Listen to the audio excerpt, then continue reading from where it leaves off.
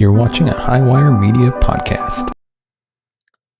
Hello and welcome to another episode of the Dead Reckoning podcast. As always, I'm your host, Mary Celeste, and this one today, the ghost ship of Mary Celeste. Each week, we dive into a strange happening from across history and dive into the truth. There's that creepy painting of the Mary Celeste. Nothing creepy about it except, for the fact that, it disappeared and it's appeared in, all those horror movies and stuff. Or, okay, I don't know, maybe just one horror movie where you've seen this picture come up and it's like, it's not scary, but because of the context, for some reason, that painting of the Mary Celeste is super creepy. Anyway, maybe you've never heard of it and you're wondering what on earth I'm banging on about. In that case, welcome. Good news, because you're about to find out an awful lot. So let's get on with it. Abandoned places have always held an eerie fascination for those of us left behind. This could be a house, a whole town that has been left at the elements, slowly succumbing back to nature with a few creepy reminders of its past life remaining for those curious enough to go looking. And also, they do great as YouTube videos.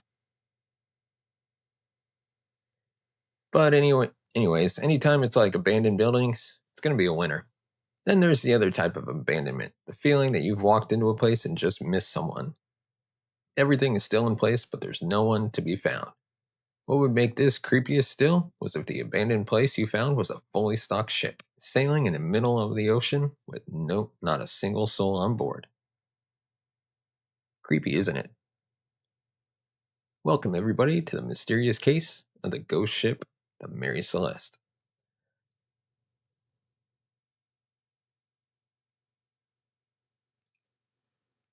On the 4th of December, 1872, the Brigantine de Gratia, no idea where the ship comes from, no idea what language I should even be.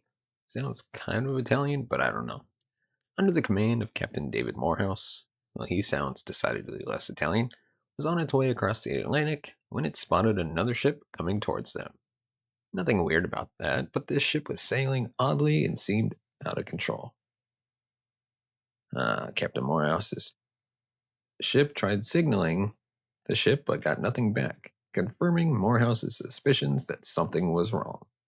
As they got near, it was clear that no one else was on deck. So sailors Oliver Deveux and John Wright rowed over to check out what was going on. Luckily for them, they didn't find dead or dying crew littered about the deck with a wild-eyed psychopath lying in wait for them behind a pile of ropes. If I was on that little rowboat, you're just in the middle of the ocean.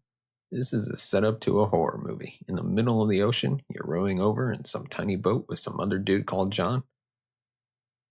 It's like, all right, Ollie and John, go on over there. You're like, oh my God, what is with this creepy ship? We're gonna die. Using the 19th century maritime equivalent of hello, anybody at home, which I estimate to be ahoy there. Be there anybody aboard? Well, they found nobody. There was some damage to the sails and rigging and some loose ropes flapping about, but the ship was seaworthy with no obvious signs of an attack. Months' worth of food and water was still stowed neatly on board. All the barrels of cargo were still in the hold, but the 10-person crew, not a trace. The ship they had boarded was the Mary Celeste, which had left New York in November of that year under Captain Benjamin Briggs. And of course, apologize for butchering these names. Deveux and Wright found a ship's log, but there were no clues as to what might have happened. The last entry was dated November 25th, a full 9 days earlier. Pretty crazy. The ship, like 19th century ship, even a ship today, just abandoned and be like, isn't it gonna hit some rocks at some point and sink? It's just been floating around for 9 days. Also, the fact that there's no log entry doesn't surprise me. Whatever happened, everyone left really fast. Because otherwise, they'd have written something. They'd have taken something with them. They left in a hurry for some reason. The only thing that did appear missing from the ship, apart from the people, of course, were some navigational equipment, official paperwork, and the Mary Celeste small lifeboat. All things that you would take if you were off that boat super fast. You'd be like, what should we grab? Navigational stuff? I guess I'd grab the documents. I'd grab my passport or whatever. I guess there's boat equivalents of that in the lifeboat, because obviously you need the lifeboat. Lifeboat. So where was everybody? Why was the ship abandoned in the middle of the sea when it didn't seem that there was anything wrong with it? Morehouse and his crew weren't the only ones scratching their head. Nearly 150 years later, we're still not sure what happened to the crew of the Mary Celeste. There are theories, of course, ranging from the possible to the bizarre, but it could also be that the ship was just unlucky from the start. And there's no such thing as, I don't want to say there's no such thing as luck, because obviously there's such a thing as luck, but it's like, yeah, that's an unlucky, it's a cursed ship. That ship, bad for news from the start. That's just nonsense, isn't it? So let's go back in time to 1861, 11 years before the empty ship was discovered. A newly constructed ship, almost 100 feet long, it's 30 meters, was registered in Nova Scotia as a British ship under the name Amazon. In case you've been wondering what a brigantine is this whole time, yeah, I might have been wondering that. Isn't it some sort of a small transport ship? It's a two-masted ship with different types of rigging on the fore and aft, although, to be honest, the term is not concrete. And I got a bit lost in the weeds with all that gaff rigging and square masts going on, so just look up a picture if you care that much. Just imagine a big old sailing ship with lots of sails, and that'll do.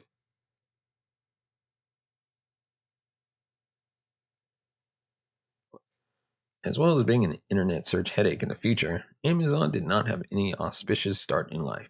It's like, I'm looking for a 19th century ship called Amazon. Are you interested in purchasing a 19th century ship in a bottle, or just a regular ship? Available now on Amazon.com. Our first captain was Robert McClellan, who was a part owner of the boat along with 8 other people. In June 1861, on Amazon's maiden voyage, where she was supposed to be transporting timber across the Atlantic, Captain McClellan became ill. He got progressively worse. The ship turned around and they sailed back to Spencer's Island, Nova Scotia. After a mere 9 days as captain, McClellan was dead, and Amazon's legacy was on its way. A new captain took over to sell the wood to London. His name was John Nutting Parker, but it feels like his middle name should be in quotation marks as a nickname or something, because a pair of safe hands he was not. Amazon hit fishing equipment or a fishing boat almost immediately after they set out again and had to be brought back for repairs. After they finally made it to London and unloaded, Parker seems to have taken his eyes off the ball again, because Amazon hit a smaller ship in the English Channel, causing the other ship to sink. Dude, you go on one journey on a boat and you hit 2 other boats. Why are you a sailor? What is going on? Parker was thankfully replaced by Captain William Thompson in 1863, but his bad luck wasn't over, as it appears he had drowned in 1868. I mean, it just surprises absolutely nobody because he seemed like a total incompetent. It's like, no, he can't swim, and he just falls off the boat. Well, then, he's gonna die, isn't he? Making him the second captain of the ship to die prematurely. But that's not really the ship's fault, he's just a sailor.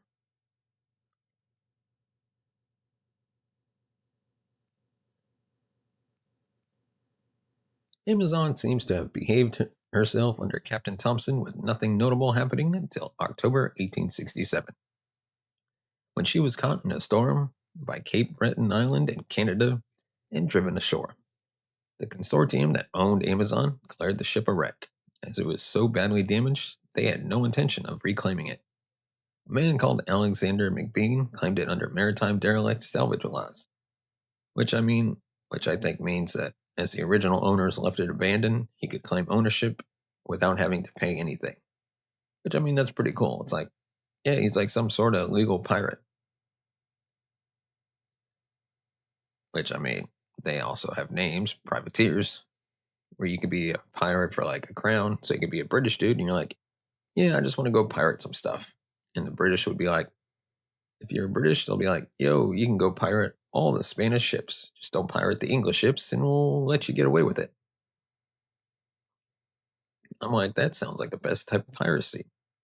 It's like, sure, you can't pirate all the British ships, but you can legally pirate the Spanish ships.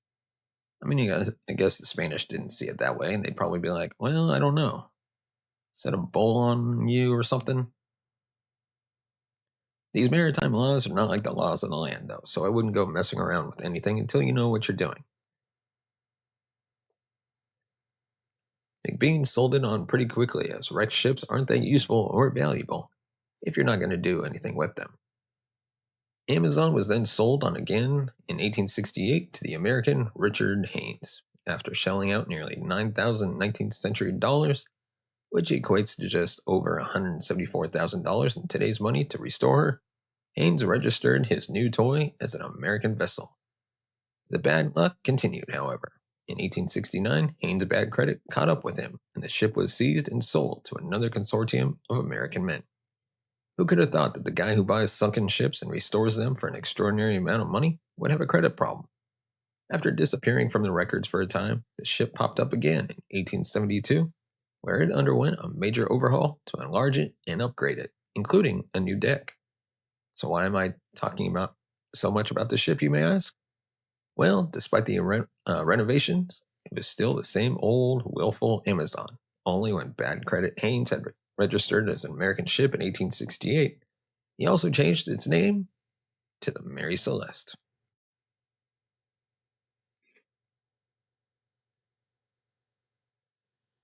It's interesting how you just keep renovating them and occasionally changing their names. This happens today. Those, what do they call them? Those post Panamax giant shipping vessels. They adjust them all the time. The largest ship in the world, it was called the Knock Nevis or something. I'm pretty sure that's the one they extended. They just cut it open, make the two parts, pull them apart, fill in the middle with some more stuff, and they're like, now it's even bigger. It's pretty crazy. I always just assumed they made new ships. It's not like, when your family grows, you're like, oh, now I need a people carrier. You're not like, well, let's just go get the sedan, cut it open, put a new section in there. It just doesn't work like that, does it? Now, with a new name, new owners, and a new captain, the Mary Celeste was ready to take to the waters once again. Now that we've all caught up on the history of the ghost ship, let's get back to the story of the mystery voyage. The new captain of the Mary Celeste was a man called Benjamin Spooner Briggs. He was an experienced sea captain, and for the Mary Celeste's first outing following all the upgrades, he was going to sail her to Genoa, Italy, with a large cargo of denatured alcohol. Well, the first thing I want to feel is finally a competent captain. The guy's probably, although maybe he's the one who loses the ship, or, just abandons it, but also the last guy crashed it twice, so, that was a pretty bad place to start. Briggs came from a solid sailing background, with most of his immediate family also working in the maritime sector. As is usually the case with, spoiler alert, tragic stories, Briggs had intended to give up his seafaring ways and open a shop with his brother, as they both had an increasing number of small children to support. Oh no, it's like that guy, in every detective movie, he's like 4 days from retirement. Okay, maybe not a detective movie, but like, the buddy cop movies. They decided against this in the end, though, and both ended up buying shares in ships instead, making Briggs a part owner of the Mary Celeste. For his first foray as captain, Briggs was accompanied by his wife Sarah and their 2-year-old daughter Sophia.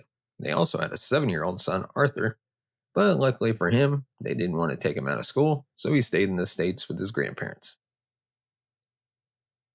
His existence also plays a role in debunking some of the more scurrilous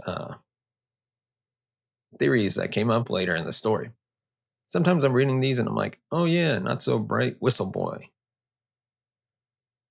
During the refit, the main cabin had been modified to accommodate his wife and daughter, so it seems that the voyage was supposed to be a nice family trip, while also carrying some cargo to Italy. That does sound really nice. Like, I know it's going to be months long and stuff, and you're like a sailor or whatever, but it's still, just going on a nice, like, across the Atlantic trip to Italy with your family and getting paid for it. Also, you're doing denatured alcohol, which is the type you can't drink, right? You just like take a little bit off the top. Briggs wrote to his mother before they departed with some updates about 2-year-old Sophia, a few instructions for her if she needed money, And he also wrote, quote, "We finished loading last night and shall leave on Tuesday morning if we don't get off tomorrow night. Lord willing, our vessel is in beautiful trim, and I hope we shall have a fine passage. But I have never been in her before and can't say how she'll sail." We know that Briggs had many years of sailing experience, so presumably he wasn't particularly worried about the technical aspects of their trip. Briggs chose a small crew and mentioned his regret that they hadn't also brought his son Arthur along after all. "We seem to have a very good mate and steward, and I hope I shall have a pleasant voyage. We both have missed Arthur, and I believe we should have sent for him if I could have thought of a good place to stow him away. Gotta find him a locker somewhere. Sophia calls it for him occasionally and wants to see him in the album, which, by the way, is a favorite book of hers. As well as wanting him to remain in school, it appears that there just wasn't a convenient place for Arthur to stay on board the ship.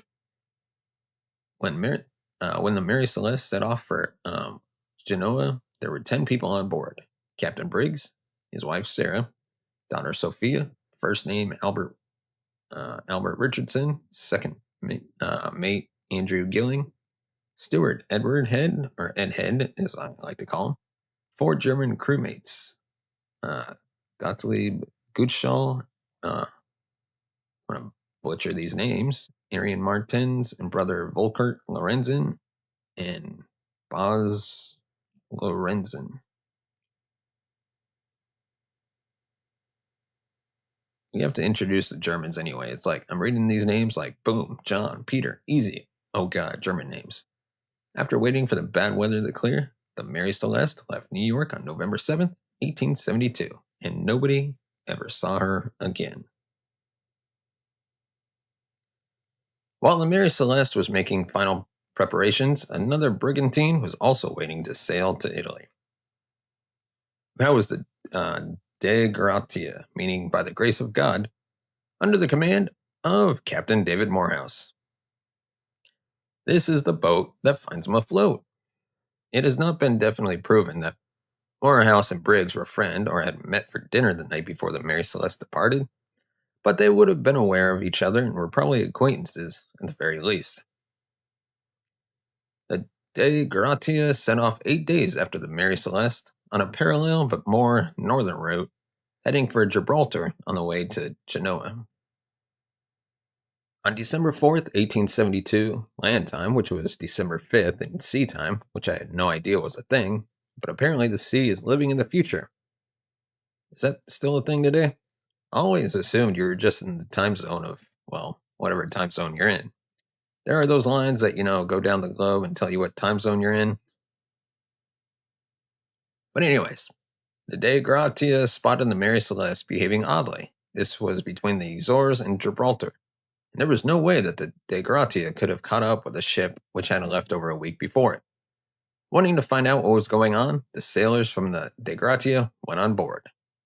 Now let's talk about what the Mary Celeste looked like when it was boarded. You may have heard stories of hot meals on the table, a fire still alight in the galley, and the ship being in dry and pristine condition. We'll talk more about this type of thing later, but in actual fact, this was not the case. The scene to the crew looked like this. The ship was in a bedraggled but seaworthy condition. There were ropes hanging loose, and some sails were damaged. The main hatch to the cargo was secured, and no barrels were missing, although 9 barrels of the 1700 were later found to be empty. Yeah, maybe they were drinking that. That is denatured, so is that like methylated spirit? Is that the one that makes you blind? Maybe that's what they drank. They all went blind and just walked off the side of the ship. I don't think that's what happened, but I'm sure there's a conspiracy theory about that. Also, this ship in my mind was not that big, but it had 1,700 barrels on board. It's a big ship. They could have just taken 1,700 and, put Peter or whatever the kid's name is in a barrel. A disassembled pump was found on the deck, one of the 2 that the Mary Celeste had. There was over 3 feet of water in the ship's hull. The small lifeboat was not there. The only thing that were obviously missing were a chronometer and a sextant, which were essential tools for navigating and timekeeping, as well as the ship's register and, of course, the entire crew. The daily log was still there, which put the most recent position of the Mary Celeste as near Santa Maria Island in the Azores, And this entry was dated November 25th, which was 9 days earlier.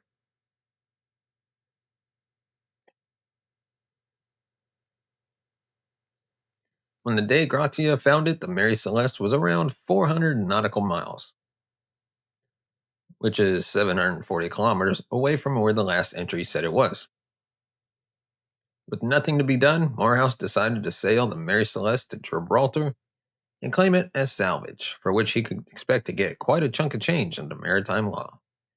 I mean, this is some intense finders keepers. It's like, yeah, I was just sailing along, discovered a massive boat full of booze, and also it seems like a pretty nice boat. Well, it's mine now. I feel like the company or whoever wasn't there, my brother who owns half of it would be like, my dude, you can't get like a little bit of it, but I want my boat back and I want my alcohol back. I have no idea how this actually works, but maritime law is totally nuts.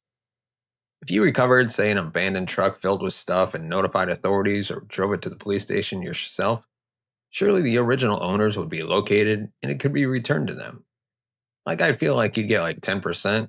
Isn't the maritime thing like you get 10% of what you find or something? Like, if you discover a treasure, belongs to the government or whatever, but they'll like slice a little bit off for you.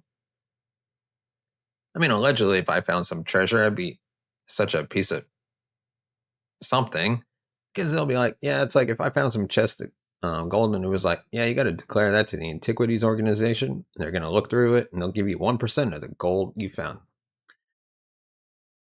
I'd be like, yeah, I'm just saying I wouldn't do this allegedly. I mean, look, there must be plenty of gold that people find where they're like, I'm not just handing this in, I'm just melting that gold down and selling it. You got to give people more than just a little slice, guys. Come on. You may or may not receive a reward at their discretion.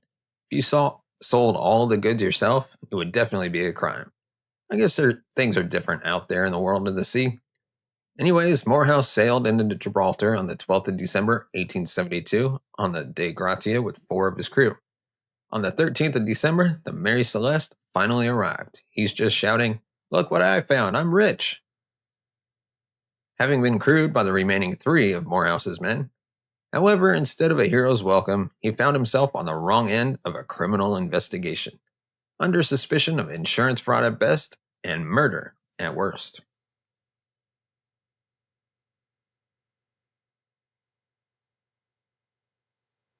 It wasn't until February 25th, 1873, that Mary Celeste was released by the court and eventually made it to Genoa to deliver those damn barrels in March of 1873. So, well, thoughts? Let's get into it. My theory. My big thing now is look, nothing crazy happens. It's like maybe there was a storm, maybe they had to abandon ship, and then they abandoned the ship, and then the ship, because it's ship, managed to stay afloat. I know like modern ships, they're quite hard to sink. But I don't know about 19th century ships. So it's like they abandoned the ship because they thought, oh God, shit's going down. And then it turns out that it's totally fine. That's my theory, and that's my best guess. But of course, there's the possible theory of insurance fraud. Well, first off, insurance fraud, they all died. Or, 10 people disappeared. I'm assuming they're dead. It's a pretty shitty insurance fraud racket if you die. As we're here, let's start with the Dei Gratia Captain Morehouse. The possible case of abandonment for insurance fraud. There are two strands to this theory. The first is that Morehouse and Briggs were in it together, with Briggs purposefully stranding the Mary Celeste for Morehouse to find. Once the booty had been collected, the two would split the proceeds. Now, if this were the case, either it went horribly bad, or Briggs and his whole crew secretly landed somewhere and spent the rest of their lives under assumed identities, as they were never seen or heard from again. Yeah, I don't believe that at all, because at some point over their entire lives, there was 10 of them and the family and all the other dudes. At some point in the next decades, it's just going to come out, because it just is. It's like why the moon landing can't be fake. Because, yeah, maybe at that time it's a bit more plausible. You'd be like, well, okay, people could keep a secret for about 10 minutes. And it's been 10 minutes since we landed on the moon. But then, 50 years go by? It's like no one spills the beans on it being like a cover up. It's not happening. Thousands of people were involved. I'm sure tens of thousands. And you're telling me no one talked? Yeah, right. Except for that one crazy guy. There's that one crazy guy, right? He keeps talking about it, and he was like a contractor for some tiny part of it. And he's like, no, it's fake. No, but that guy's just crazy. He's just one dude, and no one else came forward to back him up. Why Briggs would be involved in this scam is difficult to believe, as he was, by all accounts, an upstanding figure of good character. The addition of his family to the crew also makes it unlikely that he was planning anything nefarious, as he would be putting them at risk. He left his older son in America, which is, again, not something you would do if you were planning to start a new life somewhere else. Well, unless the kid was a dick. Unless the kid was really annoying or something. The other strand to the insurance theory is that the De Grata found the Mary Celeste in some difficulty, boarded her, murdered the entire crew, and sailed the ship back to claim a reward. Holy shit. So we just went from finding a boat to, yeah, those guys are like some old school hardcore pirates. Damn. Unlikely, unlikely though this may seem, it was the theory that the Attorney General of Gibraltar, one Mr. Frederick Solly Flood, was working under when the salvage hearing came up for the Mary Celeste. He got it into his head that the crew of De Gratia broke into the alcoholic cargo that the Mary Celeste was carrying, got homicidally drunk, and proceeded to off the 10 crew members. Now, of course, there was absolutely zero evidence for this, and even in the 19th century, people were capable of seeing whether a huge fight had taken place. Yeah, they didn't have, elite CSI teams, but they also weren't that, what would you say? It's just, the judge is like, yeah. And they boarded the ship, and then they killed him. It's like, Judge, what's up? You're just making this shit up. What's wrong with you? You're a judge. Try and base things on fact. Just a little bit. One of the sailors who had initially boarded the Mary Celeste had reported seeing a sword, which was immediately seized upon as a murder weapon. It was quickly found out, however, that the sword was not covered in damning blood as per Solly Flood's assertions, but rather was a bit rusty.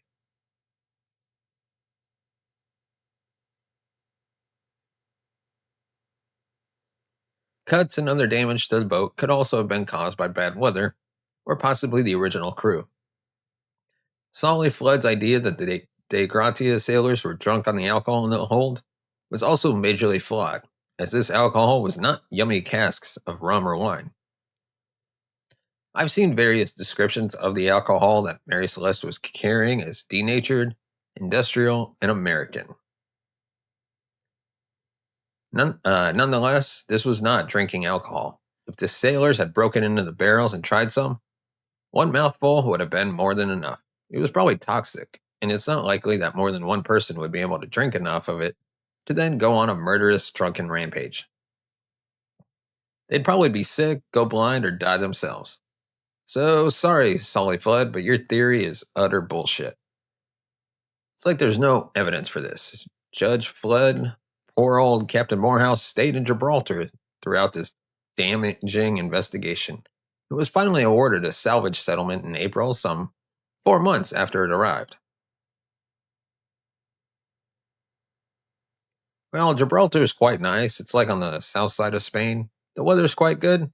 There's a big rock with monkeys on it. It's also British, weirdly British for some reason. I think the British own it. You cross over from Spain, and all the cars are with British license plates. I think they drive on the left of that, maybe. And there's that big mountain with monkeys. It's quite nice. The monkeys grab shit from you, and they want food. Go to Gibraltar. It's a pleasant place. The settlement you can receive can vary depending on how hazardous it was to retrieve the goods, and whatever else the unpredictable maritime laws deem relevant. Seems like all the maritime judges are crazy, as crazy as the law. Morehouse's crew had sailed the Mary Celeste back with only 3 sailors, meaning it was a hard journey for both of them and the De Grata, who also went down to 5 men. There was also bad weather, meaning that Morehouse was hoping for quite a lot of money. The value of the alcohol on board was about £35,000, or at the time, $750,000 in today's money. And the whole kit and caboodle was insured for over $1 million of today's bucks, adjusted for inflation. So, I mean, it's pretty nice.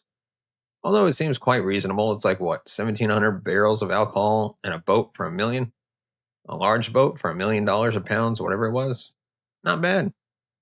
Ultimately, after all his literal trials and tribulations, Morehouse received 1,700 British pounds, which is about 150 to 200,000 pounds today, which seems to me to be okay, but this would be split 8 ways between his crew and was only about a fifth of the worth of this salvage, which is kind of a bummer. That's not so great.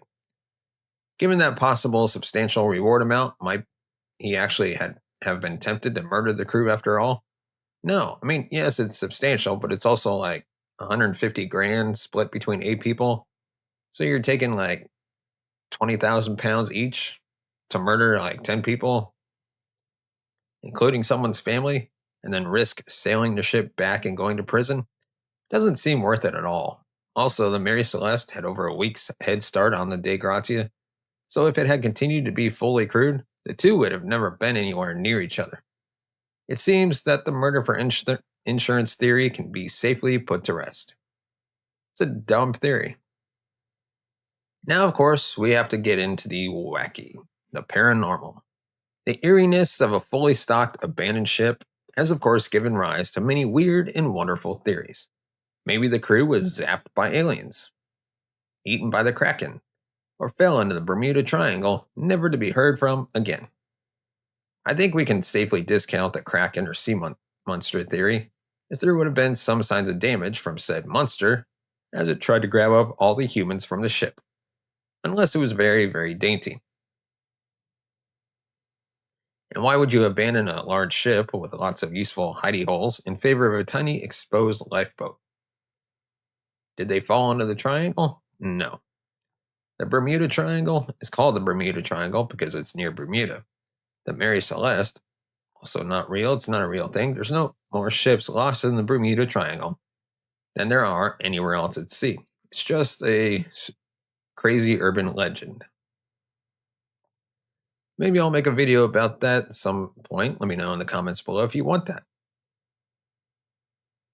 The Mary Celeste sailed from New York, which is many hundreds of miles to the north. I guess we can never really totally rule out alien abduction, but as the Mary Celeste lifeboat and ship documents were also missing, it seems a tad more likely that they left on their own volition. Or did they? Or maybe those aliens really needed documentation for the boat. They're going to abduct those people, probe them, and also examine the boat's documentation. Because, yeah, of course. And then, of course, you can't rule out pirates. If it wasn't a sea monster or the crew of the De Gratia attacking the Mary Celeste, what about a scurvy crew of pirates? Not to pass judgment on the alcohol consumption of a band of salty sea dogs, but maybe their tolerance was higher, so they could handle a bit more of the industrial strength paint stripper in the hold. Excuse me.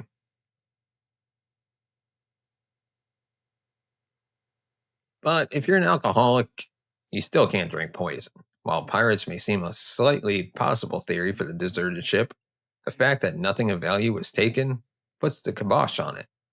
They would have to be world's worst pirates to forget to take the booty with them after capturing the entire cargo ship. And again, no signs of struggle, or all cargo intact, etc., etc. But then, what about mutiny and or murder?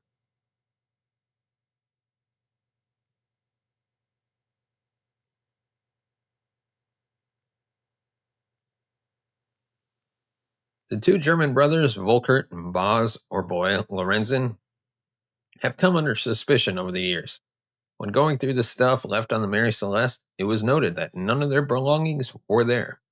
Could they have killed everyone, thrown them overboard, and escaped in the lifeboat? The biggest question here would be, well, what the heck for? All of the crew was handpicked or personally recommended by Benjamin Briggs. If the Lorenzens did do a mass homicide, there was no evidence of fight. They didn't take anything of value. And why would they do it in the middle of the ocean, where they couldn't even be sure of making it back to land themselves? It was stated by a relative of the Lorenzens that the reason their belongings were not on the ship was because they didn't have any in the first place.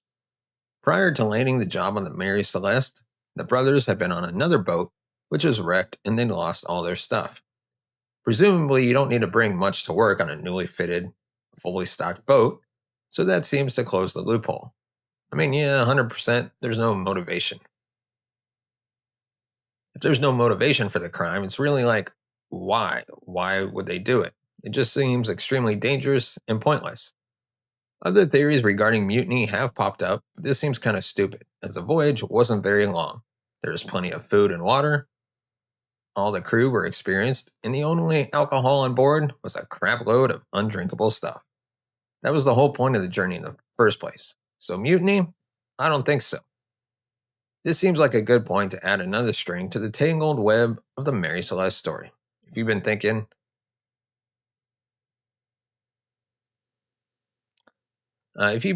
I always thought it was the Marie Celeste, or what about the hot meals on the table or the fire still burning? Well, I'm afraid to say that you've been diddled, so to speak, by the future Sherlock Holmes dad and professional meddler Sir Arthur Conan Doyle. If not for him, the strange, I was like, for a moment there, wait, Sherlock Holmes isn't a real person, so he didn't have a dad. But, of course, the father of Sherlock Holmes has to be Sir Arthur Conan Doyle. But if not for him, the strange case of the Mary Celeste might not be the mystery that it is today. It's not the only ship that's ever been found abandoned in the middle of the sea, but one of the main reasons, if it's at the top of the list, is the influence of a short story over the official narrative. In 1884, a whole 12 years after the crew disappeared, and basically, uh, basically a purpose of nothing, an anonymous story was published in the Cornhill magazine called J. Habakkuk Jefferson's Statement. I'm not sure how anyone could have believed it with a name like that, but it was written in the first person as though this terribly named J. Habakkuk Jefferson fellow was a survivor of the episode. In the story, the ship is called the Marie Celeste, which actually flows a lot better than Mary Celeste. Mary, it does. And after the crew is murdered by a serial killer with a hatred for white people, it's left abandoned for none other than the correctly named De Gratia to find. The name Marie Celeste seemed to stick in the popular consciousness better than Mary Celeste, as did some of the details like the pristine condition that the De Gratia found it in. In the first-hand accounts, the crew of the De Gratia who boarded the Mary Celeste said a lot of things were wet and disorganized, as though people had just dropped what they were doing and vanished. The ship's interior was definitely not 100% dry. There was like a meter of water in the bottom of the boat. Conan Doyle's story then goes off on a tangent about a magical stone from a stone idol. But he'd done enough to muddy the historical waters that even to this day, his made-up events are still thought of as facts. As recently as 1992, the Maldives issued a stamp using the incorrect Marie Celeste name as part of its Mysteries of the Universe series. Although obviously their research is not as good. I mean, come on, the government of the Maldives, come on now, people. Now that we got the less probable stuff out of the way, let's move on to some more probable theories. A natural disaster, seaquake. While the term seaquake might seem to belong in the realm of the paranormal theories, it's actually a thing. I'd never heard of a seaquake before, but it sounds exactly like what would happen if there was an earthquake under the sea. And you get like a tsunami or something, or like if the bottom of the sea moved, like the plate was like chunked to one side, it's going to drop all that water, and that's going to be pretty intense, right?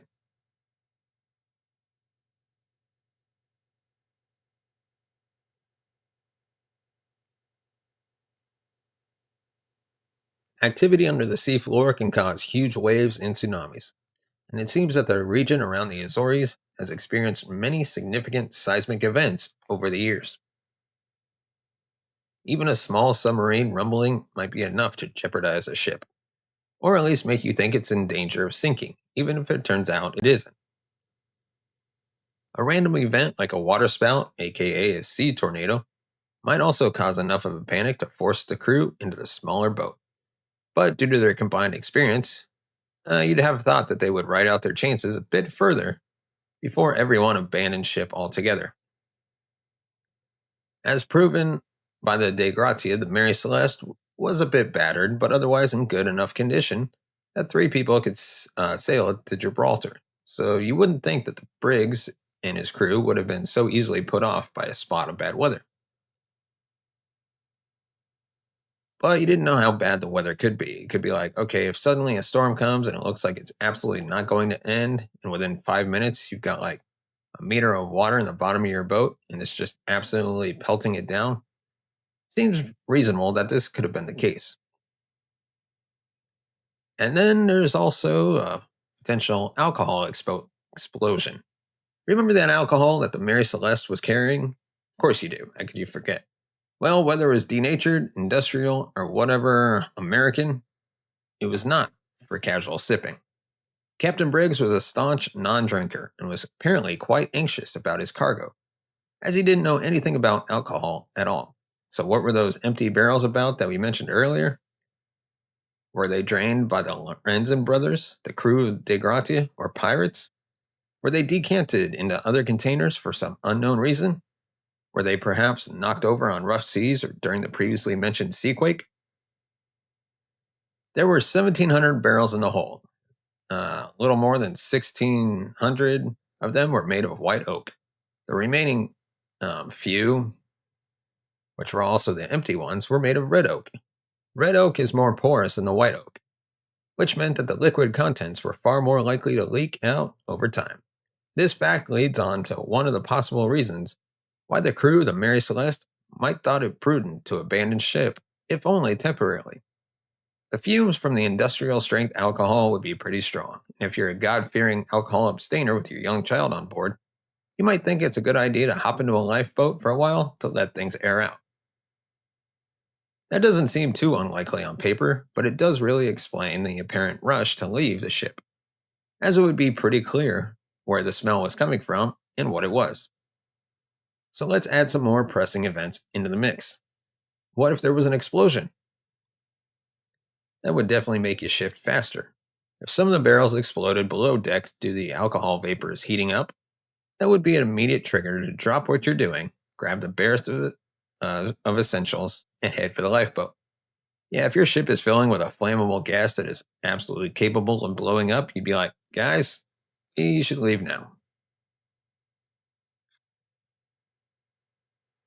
What happens then is just even more speculation.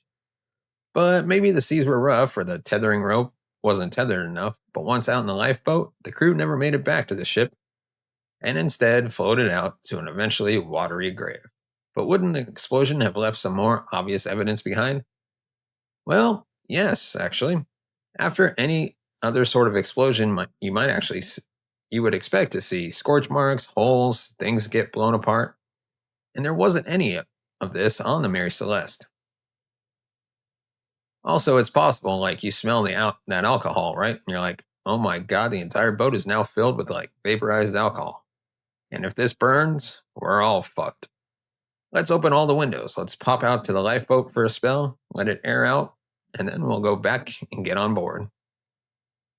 That doesn't necessarily need to have been an explosion. The cargo was still closed, and all the barrels were in one piece. The boarding party, the De Gratia, didn't mention smelling any fumes, or that the ship had been adrift for almost a week at this point, so probably had more than enough time to air out. It is possible, however, to have an explosion that leaves no obvious traces behind. In fact, in 2006, a chemist from the University College London demonstrated that an explosion could occur, but if a wave of cooler air followed it, no subtle charring would be left behind. For some, this is the answer to why the ship was abandoned so abruptly. There was more than enough leakage from the red oak barrels to be ignited by a freak spark from the galley fire, perhaps. Or maybe there was just one poor idiot who dumped his pipe out into the wrong hatch. The only thing holding this theory back are the fact that the main hatch was fastened and not blown off its hinges, and that the conditions necessary for this type of non evidential explosion are rare. Still, even the possibility that the ship might be able to blow up would be enough to get most people jumping into that lifeboat.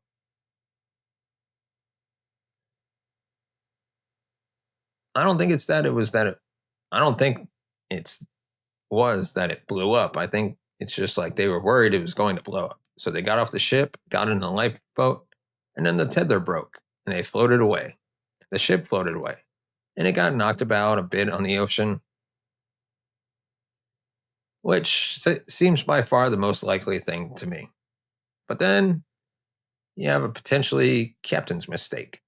According to Anne McGregor, documentary maker who made the true story, The Mary Celeste, with the Smithsonian Network, this is the mother of all theories. It all started with a dodgy chronometer and just developed from there.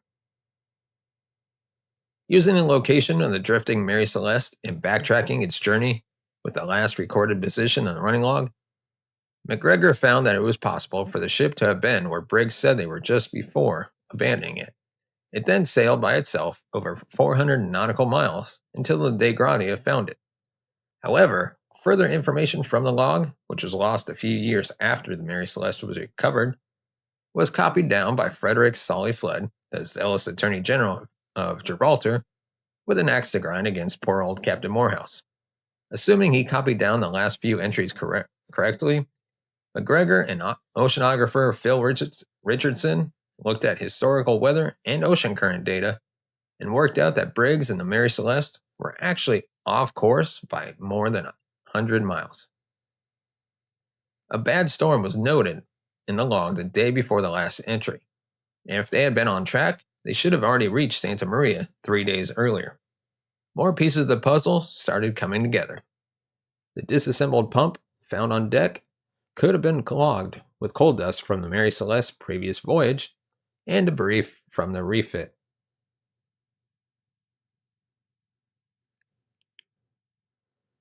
Following the storm, the bottom of the ship would have been filled up with water. When it was found, the Mary Celeste had about 3.5 feet, or just over a meter of water in the hold.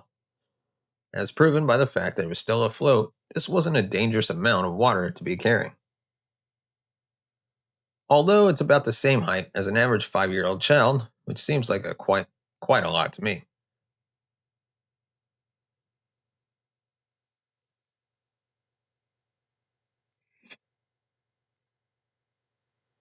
It's interesting, but in no way surprising. The hundreds and hundreds of barrels made judging the amount of water difficult, and with the pump out of action, there was no way to quickly get rid of it. Having finally sighted land after being kind of lost for a couple days in terrible weather, maybe being in fear that the boat was imminently sinking or exploding, the crew took their chances in the lifeboat in a gamble that ultimately didn't pay off.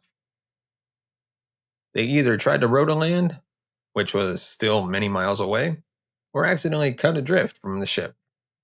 But either way, they were never seen again. After finally delivering her blooming alcohol to Genoa, what happened to the Mary Celeste? She now had another captain. They knew Watch, and after being passed around a bit and wreaking financial losses wherever she went, she sailed to St. Helena in 1879 because the current captain, Edgar Tunhole, was ill. And guess what? He died too. That brings her total serving captain death count to 3, with one ex-captain who died prematurely shortly after sailing her. I mean, I don't believe in any of this, but I'd still be like, I don't want that boat, thanks. I don't want to be the captain of the death boat. In 1885, her reign of terror finally came to an end when she was intentionally wrecked by Captain Gilman Parker on the Rocheless Bank coral reef off the island of Haiti. Ironically, this was all for an insurance scam. She was packed full of worthless junk, valued as valuable items, but still managed to get the last laugh by not actually sinking. So the fraud was quickly revealed. The intentional wrecking of the ship was a crime known as barratry, and in the 19th century, it was punishable by death. Always like stealing horses and sinking ships, death. Man, those laws of the sea are seriously scary. Just remind me never to go on a boat again, in case I accidentally commit a serious crime. Captain Parker was let off the hook. However, as his judge thought the death penalty was a bit harsh and just made him pay back the people that he had defrauded instead. The Mary Celeste had a bit of an appetite left, and just 3 months later, after having lost his reputation and his money, Gilman Parker was dead, adding yet another captain to her tally. After hitting the reef, the Mary Celeste was damaged beyond repair and was left to rot where she lay, perhaps extending her bad vibes into the sea around Haiti. But probably not. While it will never be 100% figured out, the most likely cause for the abandonment of the Mary Celeste was that Captain Briggs thought the crew was in imminent danger. The abandoned ship was not in dry and pristine condition when it was found, contrary to the beliefs popularized by Sir Arthur Conan Doyle, but it did seem to carry a weird streak of bad luck, which has earned it a place in the canon of the mysterious and the unknown, and a reason why it is appearing on this show. If you enjoyed this episode of our program, please make sure, if you're watching on YouTube, smash that like button and make sure you're subscribed. And if you're consuming this in alternative podcast form, well, hello there, dear listener. Why not leave a review? I know you can do that on Spotify and Good Pods. And of course, if you want to support the channel, you can buy us a coffee by scanning the QR code that you see on the screen.